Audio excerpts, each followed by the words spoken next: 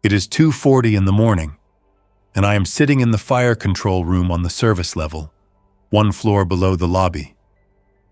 The air down here tastes of drywall dust, machine oil, and the cheap lemon cleaner the night porter uses because it makes him feel organized. The monitors on the wall show every camera the owner paid to install early. Street view at the loading dock, the glass front doors, the side entrance that is supposed to become a private residential drop-off, the unfinished retail shell on the corner. Most of the feeds are quiet. Manhattan never fully sleeps, but it has rhythms, and even the late-night noise has patterns. Tonight, the patterns are broken. I keep checking the clock in the corner of the main monitor because the time looks wrong next to what I am seeing. The pharmacy across the street has its gate down. It is one of those bright chains that never used to close. Not fully. Tonight, the metal is shut, and there are people in front of it anyway, close enough that I can see hands slap the grate, fingers hook the holes, someone's shoulder drive into the seam where the lock sits. At first, it is just a handful, then more, then a full cluster that blocks the sidewalk. A taxi tries to edge through and stops. A delivery van stops behind it. Someone leans on a horn and does not stop leaning. The sound does not reach me down here, but the visuals do, and the faces start turning, looking for the source of the noise, looking for anyone to blame. A week ago, the news kept calling it a bad flu wave. That was the language. A wave, a spike. Hospitals strained. People warned to mask up on trains. Nothing in my world changed much. Half-finished luxury towers do not stop being half-finished because the city gets sick. Units stay dark. Investors stay remote. People keep moving money. My job stays the same. Keep contractors from doing anything that triggers the fire alarm. Keep residents who already closed from starting fights with the construction crews. Keep the owner's standards high enough that he can pretend he is building a perfect future instead of a tower with missing permits and a schedule held together by fear and overtime. Now the ambulances do not come. I watch the avenue feed and realize I have not seen the white and red flash for longer than feels normal. A police cruiser rolls by, slow, then speeds up past the pharmacy without stopping. Two people chase it for half a block, waving, shouting. One of them has a towel around his neck, and he keeps pressing it to his mouth. He stops and bends over, hands on knees. Nobody helps him. They step around him. My radio on the desk crackles with the private security channel. The tower has its own team now, hired by the owner because the building is high profile, which means expensive art in the model units, imported stone in the lobby that is not finished, and a mix of residents who want privacy and residents who want status. The security lead is a man named Grant Bell. He talks fast, always sounds mildly annoyed, always speaks as if I am interrupting him even when he calls me. "Marissa," Grant says, "stay put. Keep the cameras up. Do not let anybody out of service level doors. Do not let anybody into the stair cores from your side. Lobby is locking down." "Locking down why?" I say, because my mouth moves before my brain finishes. "Grant, this is not—" "It is now," he cuts in. "Owner's directive. We are controlling entry. No visitors. No deliveries. No exceptions. Keep it calm upstairs. You are the building manager. Manage." He clicks off. The channel goes quiet. I stare at the radio for a second, waiting for him to correct himself. That does not happen. I look back at the monitors, and the crowd at the pharmacy has thickened. And now it is not just frustrated shoppers. There are people with backpacks, people with rolling suitcases, a woman with a dog carrier, a man dragging a plastic bin with a lid that keeps popping open. I should call the police. I should call the fire department. I should call somebody official. I pick up my phone and open the contacts list. And I pause because I have already called the city in smaller emergencies and waited on hold long enough to solve the problem myself. I tap the non-emergency line anyway. It rings, then a recorded message tells me wait times are higher than normal. A voice says, if it is a medical emergency, hang up and call emergency services. I hang up and call emergency services, and the call drops before the first ring finishes. The building is quiet at this hour. We have about 26 occupied units, spread across floors that are finished enough to live in. The owner pushed hard to get early occupancy for a handful of buyers. The rest of the tower is dark, framed, wrapped in plastic, or sitting with raw concrete and unpainted walls. The service elevators smell of plaster and sweat. The residential elevators are pristine, mirrored, soft-lit, the kind of elevator where people check their hair and pretend they are not nervous. Those elevators run on systems that were installed but not fully stress-tested for a sealed building. No one planned for sealed. No one sells a luxury tower by promising it can function without the city. I hear footsteps in the hall outside the fire control room. It is too early for the morning shift. I pull the door open and see Grant coming down the corridor with 2 guards. They are wearing dark uniforms with the building's temporary badge clipped on. Their faces look wrong in the fluorescent light. Not scared, not exactly. Focused, intent. Grant points at the door behind me. "You stay here for now," he says. "We are taking control of the lobby. We have residents trying to leave. We have people at the door." "People at the door already," I say. "More," he says. "And you are going to help me keep this quiet." I step aside, let him in. He glances at the street feeds, and his jaw tightens for a moment. He tries to hide it. Grant does not want anyone to see him react. He points at the camera angles and asks if I can zoom. I do. We watch the crowd at the pharmacy shove inward, then recoil, then shove again. A man goes down. I cannot tell if he trips or gets pushed. Feet move around him. Somebody reaches toward him, then pulls back because a wave of bodies shifts and the person is forced to step away. Grant exhales through his nose.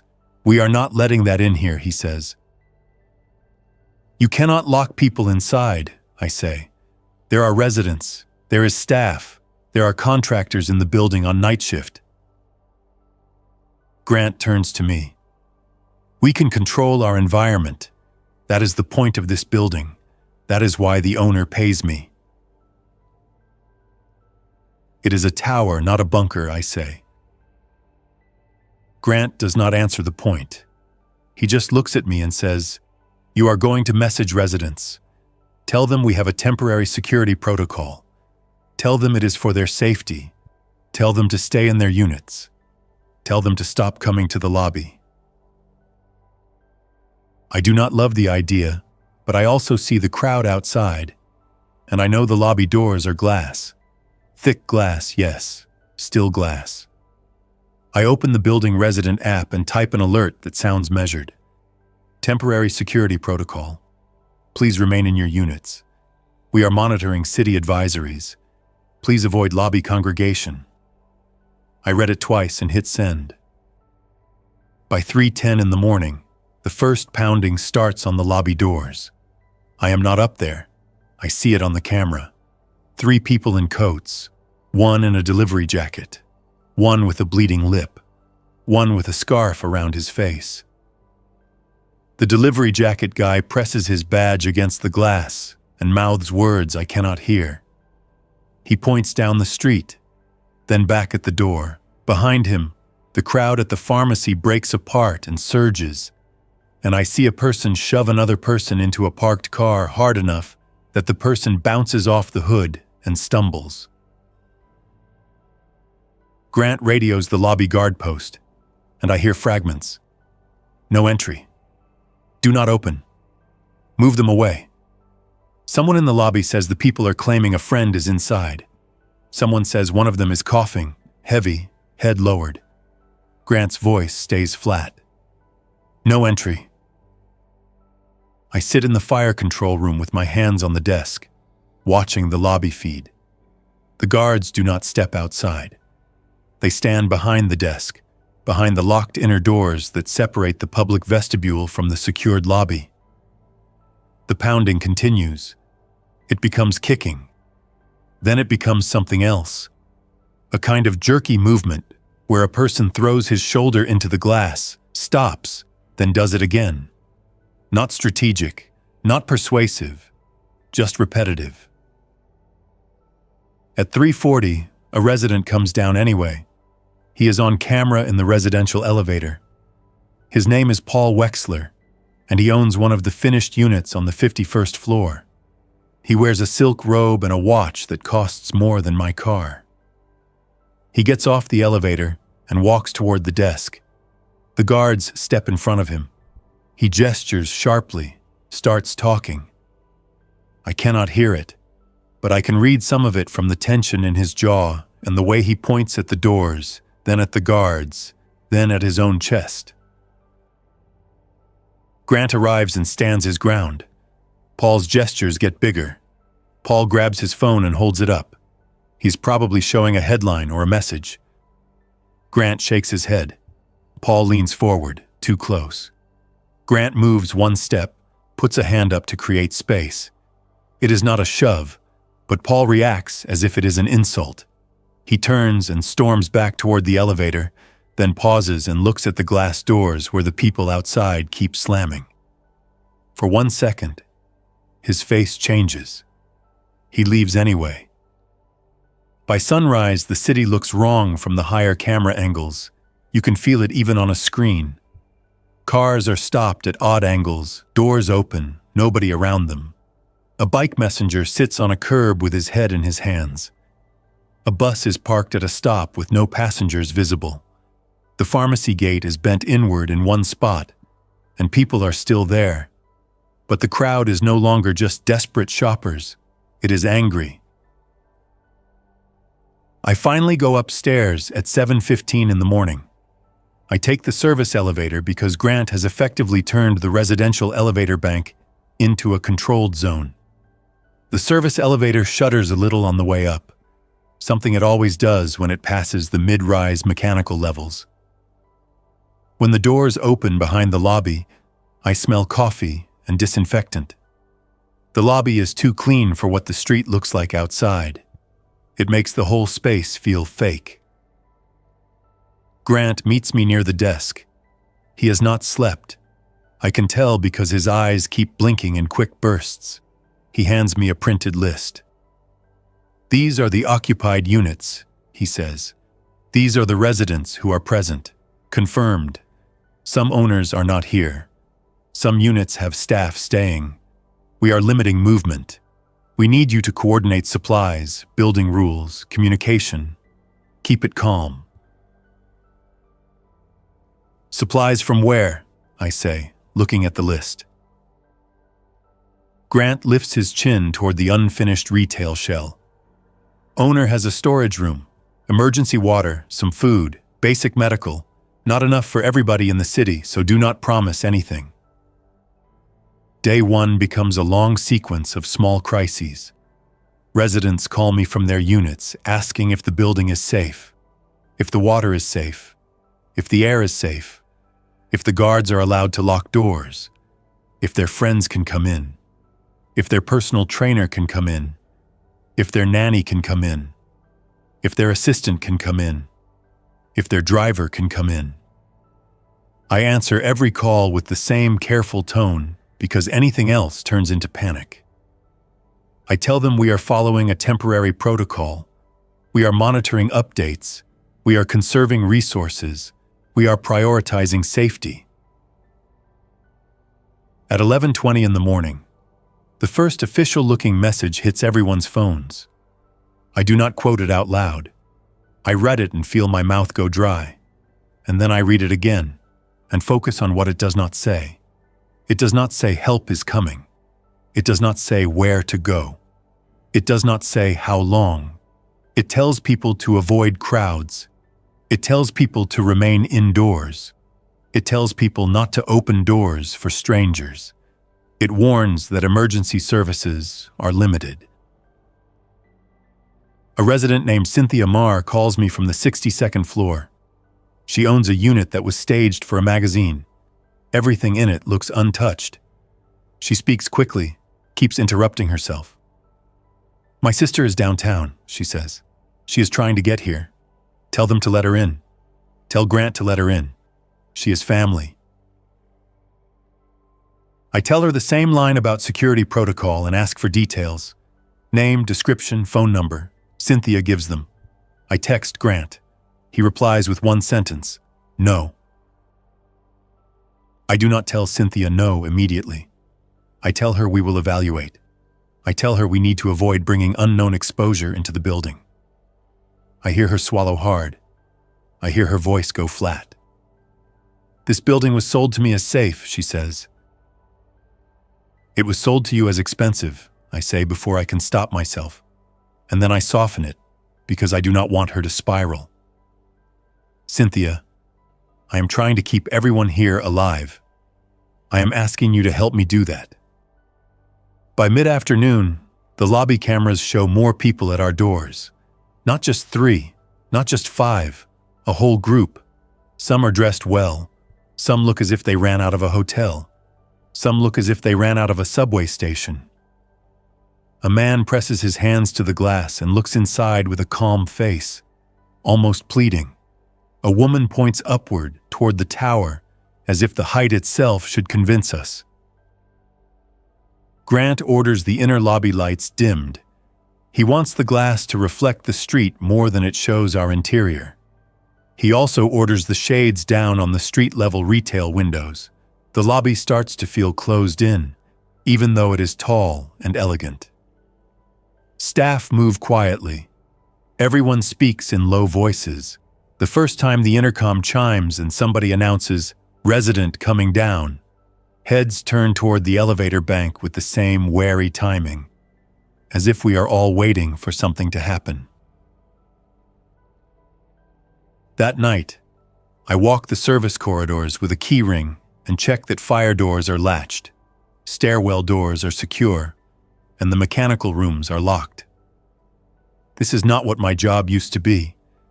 My job used to be inspections and schedules.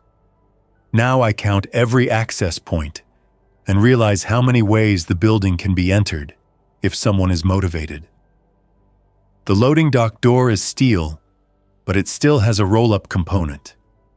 The trash compactor room has a vent big enough for a person to crawl into if the grate is removed. The lower parking levels connect to the adjacent building's unfinished garage because the developer planned a shared easement that never got finalized. I did not worry about that before. Now it sits in my head and does not leave. Day 2 starts with the power flickering at 6:05 in the morning. Just a blink. The lights dip, then return. The building hum changes. The elevators pause for a second and reset. A resident calls to complain about the brief outage, as if it is a service issue. I tell her we are on backup systems for critical infrastructure. That is partly true. The building has a generator. It is meant for emergencies. It is not meant for full occupancy, sealed for days. I go to the generator room with Jorge, our head engineer. Jorge is the kind of man who always carries a flashlight even in bright rooms. He also carries a notebook that looks battered, full of diagrams and handwritten reminders. He has been warning me for months that the owner keeps cutting commissioning steps to save time. He does not say, "I told you so now," but it is in the way he checks every gauge twice. "The city grid is unstable," Jorge says. "Con Edison will stabilize if it is still functioning. If it is not functioning, we are in a different situation." "How long can we run?" I ask. "Depends what you call run," he says. "Elevators, lights, water pumps, ventilation. With full load, not long. With ration, longer. Days, not weeks. I bring this to Grant, and Grant listens with a tight face and then says, "We ration." He is already thinking in control terms. Ration movement, ration information, ration resources. He tells me to draft building rules. Elevator use limited, stair use controlled, communal gathering limited. No opening doors, no allowing guests. He says it in the tone of a man who has never had to convince wealthy residents to do anything they do not want to do. We call a meeting in the lobby around 10 o'clock in the morning, but we do it in 2 groups because Grant refuses to allow the whole building down at once. I stand near the front desk with a clipboard and a calm voice I barely recognize. Residents arrive wearing expensive casual clothes, carrying phones, some carrying small pets in designer carriers. A few have staff behind them, assistants who look exhausted already. I give them rules in plain language.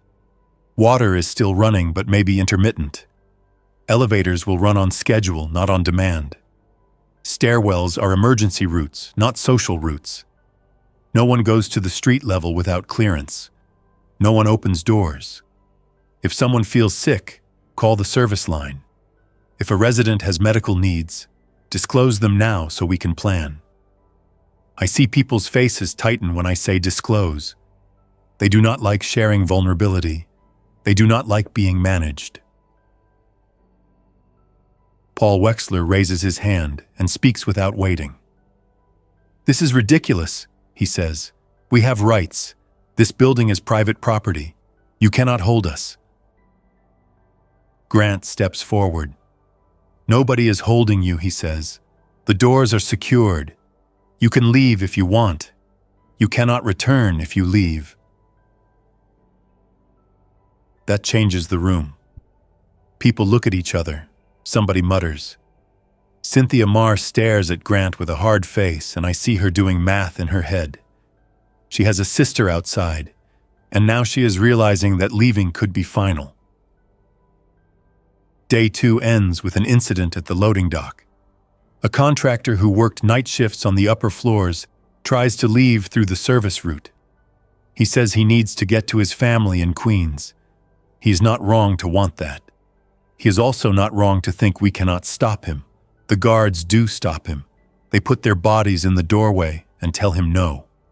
He shouts, he threatens, he tries to push past. Grant shows up and tells him to go back upstairs, to the unfinished floors where some contractors have been sleeping in makeshift break areas because commuting became dangerous overnight. The contractor throws his hard hat at the wall. It hits and bounces. He looks around for something else to throw, and then his shoulders drop and he walks away. That should have been the end. It is not. 10 minutes later, the cameras show the contractor in a stairwell, forcing open a door that should not open without a badge. Jorge watches the feed and swears under his breath, then says the words, "I dread." Some of these doors were never properly keyed. We spend the rest of that night physically securing doors with what we have. Temporary brackets, heavy equipment, even straps pulled from construction materials. It is crude. It is also real. I find myself in a mechanical corridor at 1:30 in the morning, holding a flashlight while Jorge bolts a plate over a door latch. My phone keeps buzzing with resident messages about noise. I do not answer them. Day 3 begins with the first confirmed infection in the building. I do not get a dramatic announcement.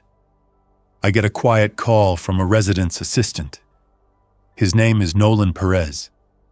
He is staying in a unit on the 43rd floor to manage his employer's schedule, even though the employer is now effectively trapped. Nolan says his employer, Mr. Carlton, has been acting strange since last night. Nolan says Mr. Carlton keeps pacing, keeps repeating the same phrases, keeps getting angry at small things. Then blank. Nolan says Mr. Carlton tried to bite him, then immediately acted confused about why he did it. I tell Nolan to lock himself in a room and not confront Mr. Carlton. I tell Nolan to keep distance. I tell Nolan to put a barrier between them. Nolan keeps talking, voice rising. I cut in and tell him again, firmly, to separate. Then I call Grant. Grant does not ask questions. He sends 2 guards and tells me to meet him at the service elevator. I ride up with Grant and the guards.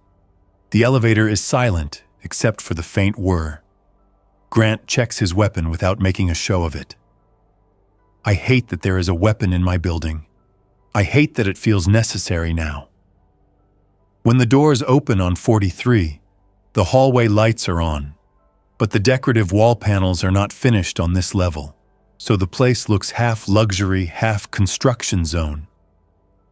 The unit door is cracked open.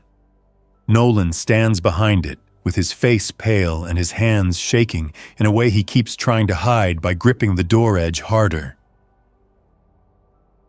Mr. Carlton is inside, somewhere I cannot see.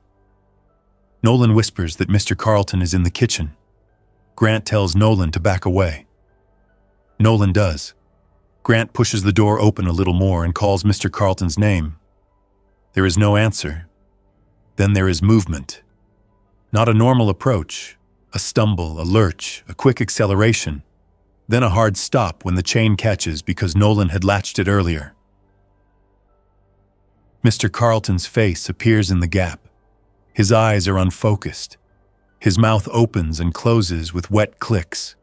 His skin looks gray under the hallway light. He pushes at the chain with both hands, not in a way that suggests he understands the chain, just in a way that suggests he wants through. Nolan makes a sound and steps back. Grant does not shoot. He does not rush in. He makes a decision that keeps echoing later. He tells the guards to brace the door shut, and he tells me, "We quarantine this unit." I stare at him, waiting for the next step. He says, "We lock it. We cut this floor from the elevator schedule. We move people away." Nolan is still here, I say. Grant looks at Nolan. Nolan is trembling, eyes fixed on the door gap. Grant says, "Nolan, grab essentials and come with us. Move." We walk Nolan down the hall, away from the unit, away from the sound of Mr. Carlton pushing. The sound continues behind us for a long time, a steady thump against a door that was designed for privacy, not containment. I keep my eyes on the exit signs and force myself to think practically. We need a protocol. We need isolation space. We need a way to monitor sick residents without exposing hallways and stair cores. Jorge suggests using the unfinished amenity level as an isolation zone. It has big open rooms, unfinished bathrooms, a separate ventilation branch that is not fully integrated. That could help.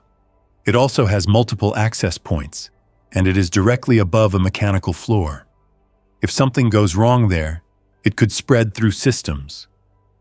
Grant wants to use a single vacant unit on a low-occupied floor, something easier to guard. Residents argue instantly through calls and messages. Nobody wants sick people near them. Everyone wants safety far away, safety that costs someone else. By the end of day 3, the building has invisible borders. Certain floors become clean. Certain floors become unknown. One stairwell is designated for guards only. Another stairwell is designated for emergency use. But the lock status on some doors is still unreliable, so we guard it too.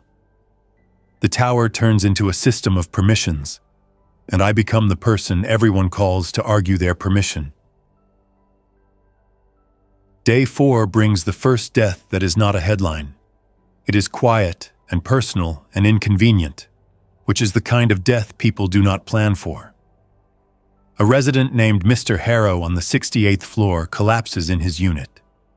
His wife calls it in with a controlled voice that breaks only at the edges. She says he had been under the weather. She says he stopped responding.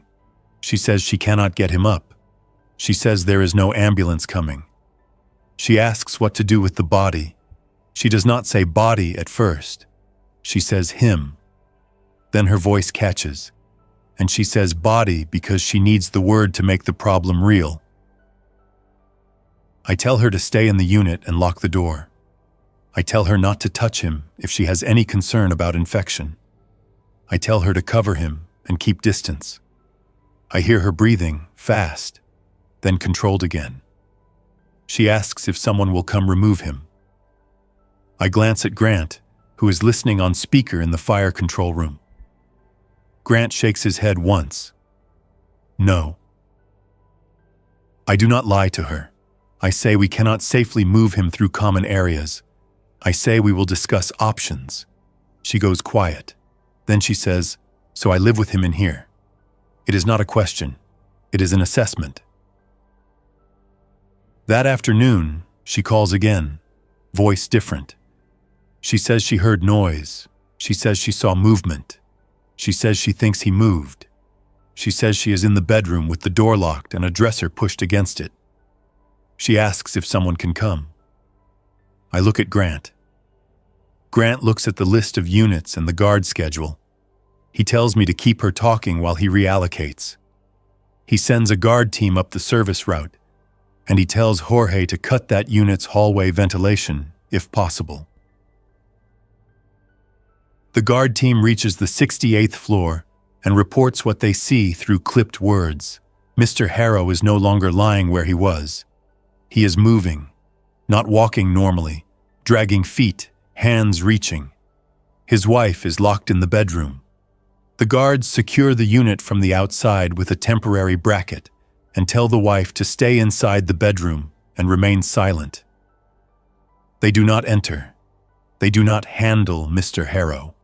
They leave him in the unit, contained by a door that was designed to keep out noise, not keep in a person who no longer recognizes doors. After that, the building changes again. Residents stop arguing about elevator schedules. They start asking different questions. Which floors have incidents? Which units have activity? Who is sick? Who is missing? Rumors spread faster than my messages can correct. Cynthia Marr starts knocking on other residents' doors on her floor, trying to form a group. She calls it a council. She says it is necessary. She says I cannot make decisions alone. She is right in one way. She is wrong in another. A council inside a vertical building becomes politics, and politics become delays, and delays become exposure. Day 5 is the day the guards stop acting loyal. I do not mean all of them. I mean enough that I notice. One guard asks Grant in front of me if he is getting paid for this. Grant stares at him, then says the owner will pay. The owner always pays. The guard says, "What owner?" Grant's jaw tightens. He tells the guard to keep his voice down. The guard shrugs and says, "I am keeping it down. I am also asking." That afternoon, we lose contact with the owner entirely. Not a dramatic announcement. Just no responses, no calls go through. The owner's assistance number goes to a busy signal. The owner's legal counsel does not answer. The emergency contact list becomes a dead list. Grant tries to hide it, but I see him check his phone again and again, and each time he turns the screen away so nobody can read it. I spend day 5 running between the service level, the lobby, and the storage room Grant mentioned on day 1. The owner's emergency supplies are real, but not generous. Cases of bottled water, protein snacks that taste like dust, basic first aid kits, a few boxes of disposable masks, some gloves, a small supply of antibiotics that are not a solution for this, even if residents want to pretend they are. There is also a locked cabinet of higher-end medical items that Grant says are for priority. When I ask what priority means, he says, people who keep the building stable. I challenge that immediately. So guards, I say. Grant does not deny it. People who keep the doors closed, he says. This is the point where I stop treating Grant as an ally and start treating him as a variable. I keep my voice calm because I have learned that panic travels through tone. I tell him we need a distribution plan that avoids riots inside the lobby. I tell him residents will notice if guards get supplies first. I tell him perception matters. He agrees on the surface and keeps the cabinet locked anyway.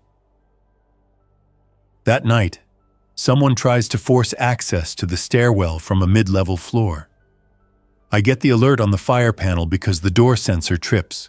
Jorge and I watch the camera. It is a resident's assistant with a toolbox. He is picking at the lock. He is not trying to hide. He looks tired and angry. A guard approaches and tells him to stop. The assistant points up the stairwell and says something I cannot hear. The guard reaches for him. The assistant swings the toolbox, not hard enough to kill, hard enough to make the guard step back. The assistant bolts into the stairwell the moment the door cracks open. Grant wants to chase. I tell him not to. A chase in stairwells turns into falls, injuries, doors left open.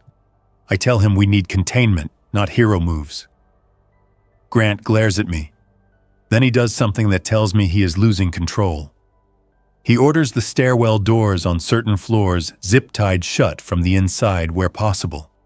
It is a crude measure. It also violates fire code so aggressively that my skin crawls even thinking it. Fire does not care about outbreaks. Smoke does not care about fear, but Grant's brain is in one lane now. Day 6 brings the smell. It is faint at first. It rides the HVAC in small waves. Residents start calling about it in the same tone people use when complaining about a neighbor's cooking. Then it becomes undeniable. Contained units, quarantined units, bodies that cannot be moved, trash that cannot be taken out because nobody wants to open the loading dock. The building was designed to feel clean, and now it starts to feel lived in by panic. I coordinate trash collection on an internal schedule, using the compactor room and sealing bags in additional plastic. We wear gloves, we wear masks, we wipe everything down. It is still not enough. The compactor is not meant for this volume without regular pickup. Jorge warns me the system will jam. When it jams, the smell will intensify, and the risk goes up, and people will start breaking rules to escape it. On day 6, Cynthia Marr corners me in the lobby. She has 2 residents behind her, 1 man, 1 woman, both with tight faces. Cynthia speaks with the confidence of someone used to getting decisions reversed by pressure. "We need access to the roof," she says. "We need air. We need a way to signal. We need a way to see." "The roof is unfinished," I say. "There are hazards. There is equipment. There are open sections."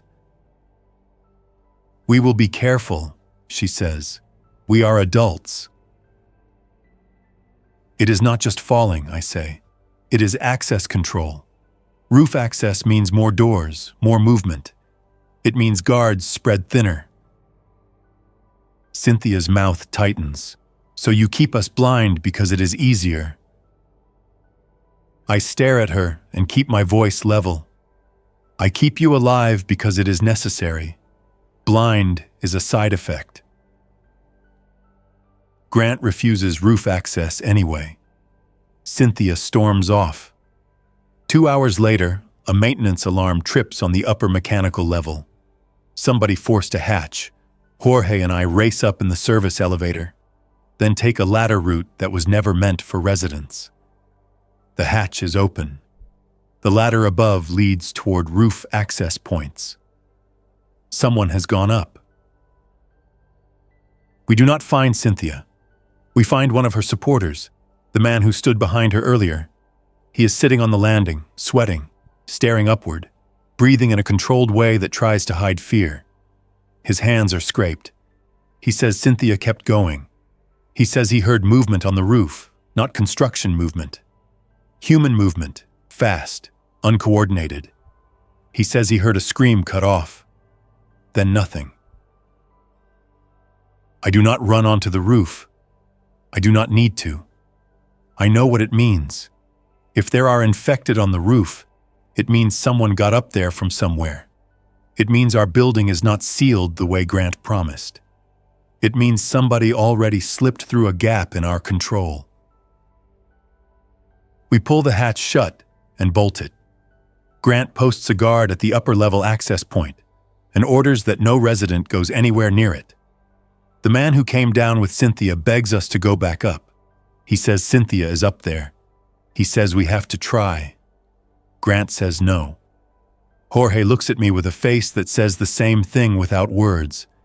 Going up means opening the hatch, exposing ourselves, losing control. The man breaks down into pleading. Grant ends it by escorting him away and locking him in his unit for safety. Day 7 is the day the water pressure drops enough that people notice. Faucets spit, then run thin. Showers turn into a weak flow. The residents who spent the first days obsessing over news now obsess over water.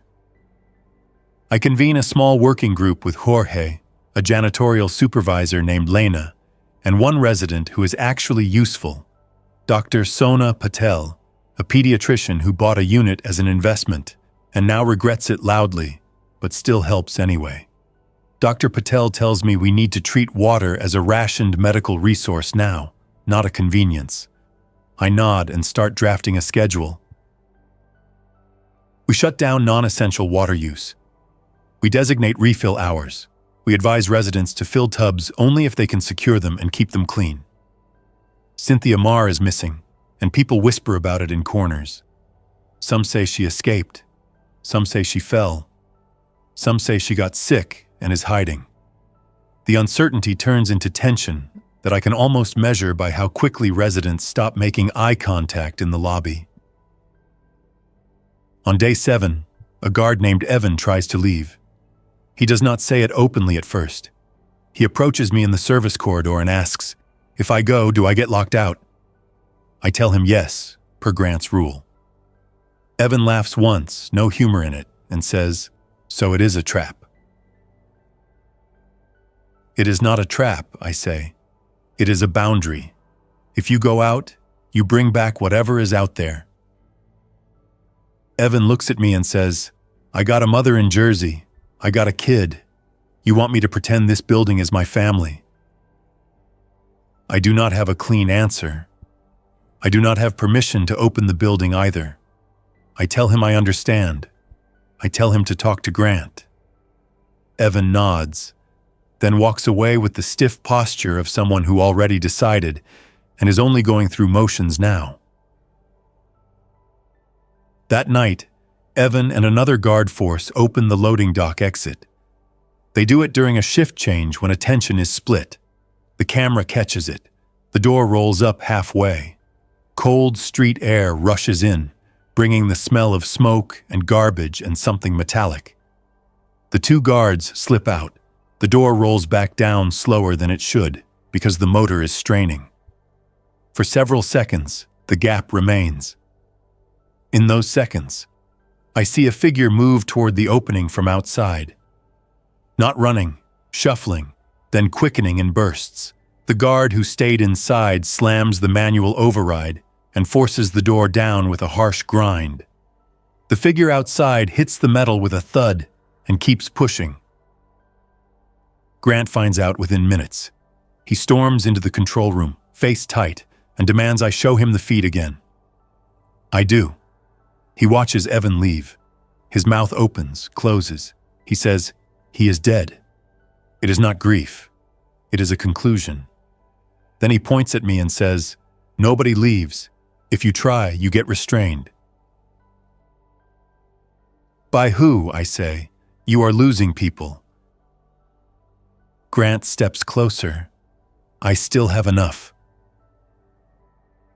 Day 8 is when the building starts turning on itself in a more organized way.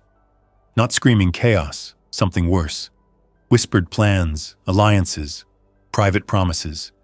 Paul Wexler forms his own group with 3 other residents and offers guards incentives to prioritize their floor. Dr. Patel tells me a resident tried to barter access to the medical cabinet by offering jewelry.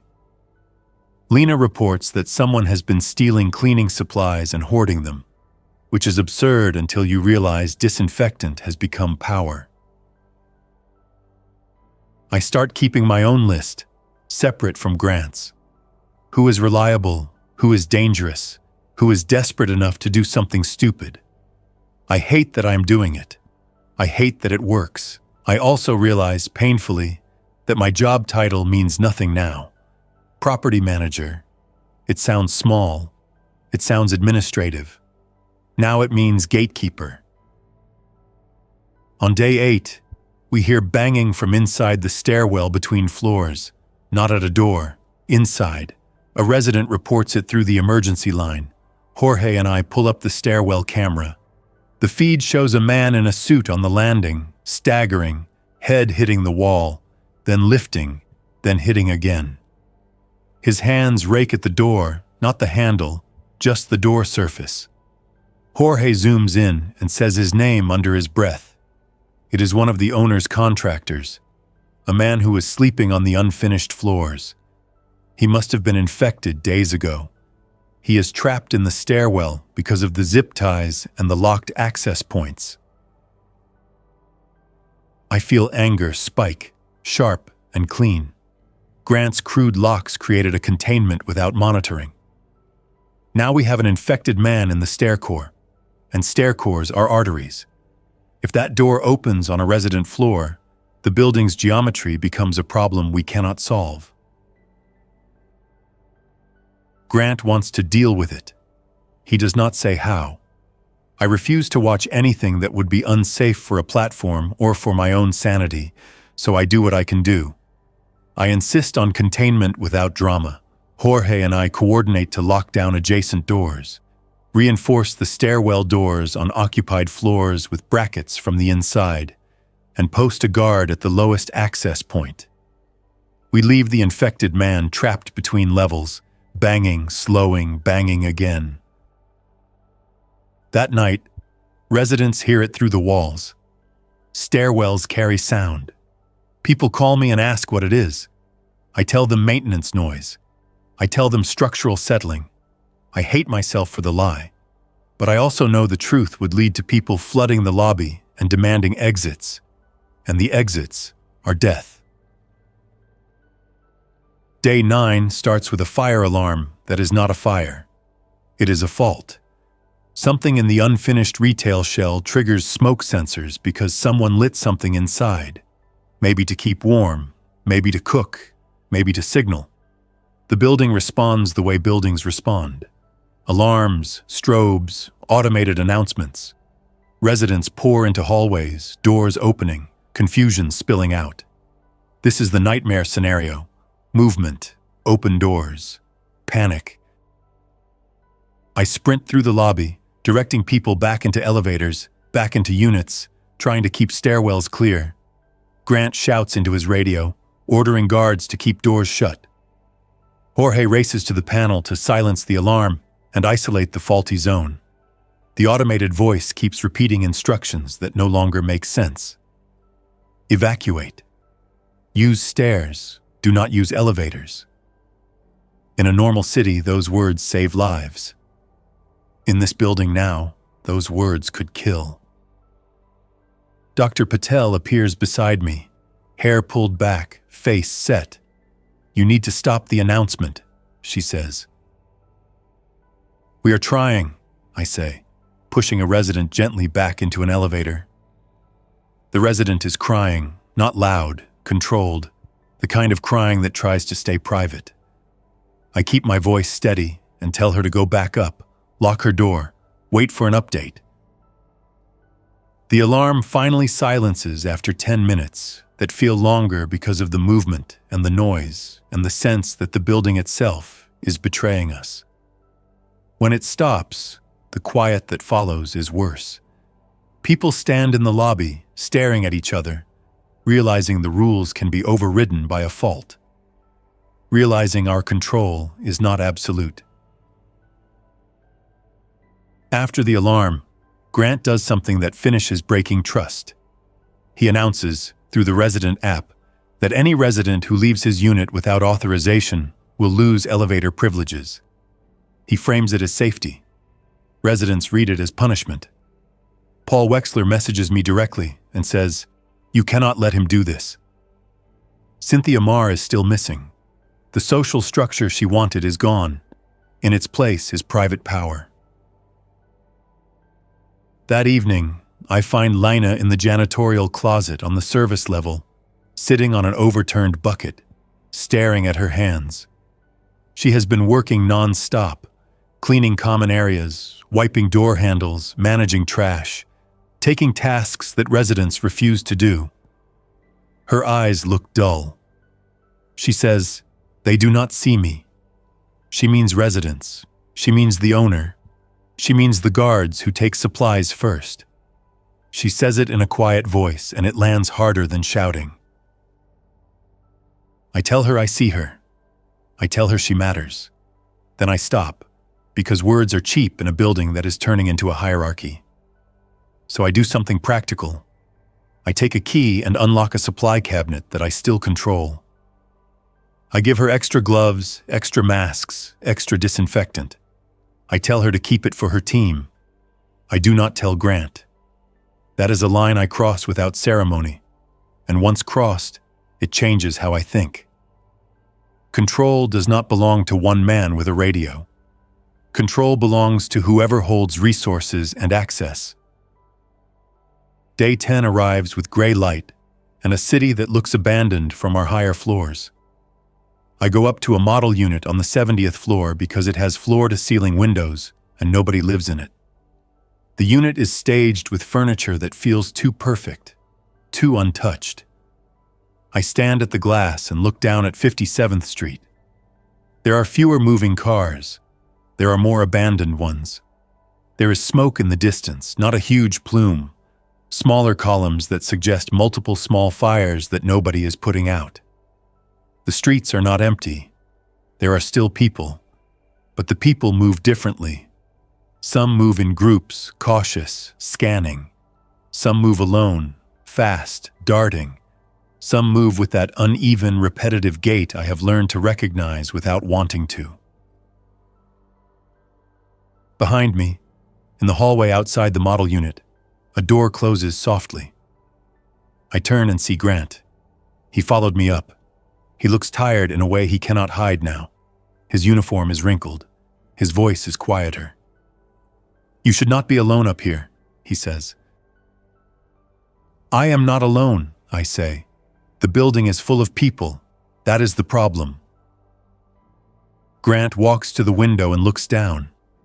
For a moment, he does not perform confidence. He looks at the street and says, "We held 10 days. "Did we?" I say. He turns his head. "We did not get breached." "We have infected inside," I say. "We have doors that do not lock. We have guards who left. We have a missing resident on the roof. We have bodies trapped in units. We have a stairwell that we turned into a cage. We have water failing. We are not holding. We are postponing." Grant's face tightens. "You want to open the doors," he says, accusing. "I want to stop pretending this is property," I say. "Property has rules based on ownership. Shelter has rules based on survival. You keep making choices that protect your authority, not the building." Grant steps closer, voice low. "My authority keeps people in line." "Your authority made Evan leave," I say. "Your authority trapped an infected man in a stairwell. Your authority locked a woman in a bedroom with her husband on the other side of the door. Your authority convinced residents that the rules are punishments. That is not line. That is resentment." Grant stares at me for a long moment. Then his phone buzzes. He glances down, reads, and the last bit of control leaves his face. "Lobby," he says. We go down fast, using the service elevator because it bypasses the residential bank. When we step into the lobby, I hear voices, raised, not screaming, but close. Residents are gathered in a tight group near the front desk. Paul Wexler is there. Dr. Patel is there. Lena is not there. Staff are not there. This is the resident class. The people who think they own outcomes. Paul points at Grant. "We are done with this," he says. "You do not get to make unilateral decisions anymore." Grant's hand moves toward his radio. He stops himself. He looks around. 2 guards stand behind the desk, but their posture is uncertain. They are watching Paul more than they are watching Grant. I see it in their eyes. They are evaluating who will still matter tomorrow. Dr. Patel steps forward, voice controlled. "We need a plan," she says. "Realistic. Water is dropping. We need medical access. We need a quarantine space that is not random units. We need sanitation. We need transparency." Grant's face hardens. "Transparency creates panic," he says. "Lies create revolt," I say, and my voice carries more than I intended. Everyone turns toward me. The lobby is bright, polished, expensive. It is also a chamber that magnifies every shift in power. Paul looks at me with the expression of someone discovering the staff has opinions.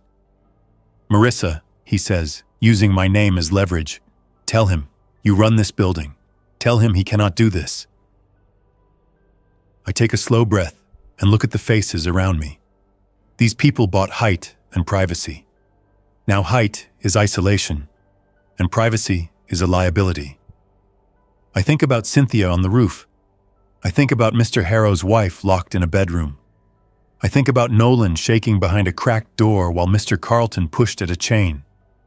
I think about the infected man in the stairwell banging in a rhythm that will not stop until something breaks. I think about Lena in the closet, unseen. I think about Jorge's hands bolting plates onto doors that should have worked. "I do not run this building," I say. "I kept it functioning for a market. That market is gone. Now this is Shelter, and Shelter does not care who paid more. Shelter cares who follows rules that keep everyone alive." Grant looks at me sharply. Paul looks at me as if I betrayed him. Dr. Patel watches me with a steady focus that feels rare in this room. "I am not taking sides," I continue. "I am stating reality. We cannot keep pretending the tower is sealed just because we locked the lobby. We are already compromised. The question is whether we adapt intelligently or let resentment turn into people forcing doors open." A resident in the back says, "So what? You want us to just accept being trapped?" "I want you to accept that leaving is not a clean solution," I say. "If you leave, you face whatever is outside. If you stay, you face what we create inside. Those are the options. The worst choice is to fight each other while the systems fail." Grant's radio crackles. A guard's voice speaks fast. "Lobby glass, outside, more people." We all turn toward the front doors. Through the glass, I see a cluster forming, drawn by the earlier alarm, drawn by hope, drawn by desperation. Someone presses a hand to the glass. Someone else pounds. A third person throws his shoulder against it, then pauses, then does it again. Behind them, the street is scattered with abandoned cars and drifting trash. A siren wails far away, then cuts off abruptly. Paul steps back from the doors. His confidence drains in a visible shift. Dr. Patel moves closer to the desk, scanning for exits, scanning for the safest place to stand. Grant's guards stiffen, and one of them looks at Grant, and then looks at Paul again, deciding where his loyalty buys him the most safety. This is the moment that makes the tower feel smaller than a studio apartment. Not because the glass is about to break. It holds. Not because infected swarm in. They do not yet. It feels smaller because every decision inside this building has become transactional. Access for compliance, supplies for loyalty, truth for calm. calm for control, control for ego. The tower was built to sell the idea that money can float above the city. In 10 days, the city proved the opposite. The higher you go, the fewer exits you have. I step behind the desk and open the emergency binder I never cared about before. I pull out the stair core maps, the mechanical layouts, the unfinished floor plans. I point at Jorge's notes that I scribbled earlier. I start assigning tasks in a clear voice. Dr. Patel, medical screening plan, simple. Lina's team, sanitation zones, protected supplies. Jorge, isolate ventilation where we can. Confirm which doors actually lock. Mark them. Grant, guard rotation that does not rely on threats, relies on trust. Paul, if he wants influence, he can organize residents into work shifts, not a council that argues. People stare at me. Then some start moving, not because they respect me, but because movement is easier than sitting with fear. Grant watches me for a long moment. He looks as if he wants to shut me down. Then he looks at the crowd outside pounding the glass. He looks at the residents inside watching him. He looks at his guards whose loyalty is thinning. He makes a choice that is not noble, just practical. He nods once and starts giving orders that align with mine. We do not win on day 10. There is no victory. There is only a building still standing, a set of systems still limping, and a group of people forced to behave with discipline or collapse into violence and mistakes. The tower does not become a fortress. It becomes a test. Not of how strong the glass is, but of whether the people inside can stop treating survival as a luxury service. If we cannot, the trap will not be the street. The trap will be our own hallways, our own locked doors, our own refusal to see each other as human before we see each other as assets.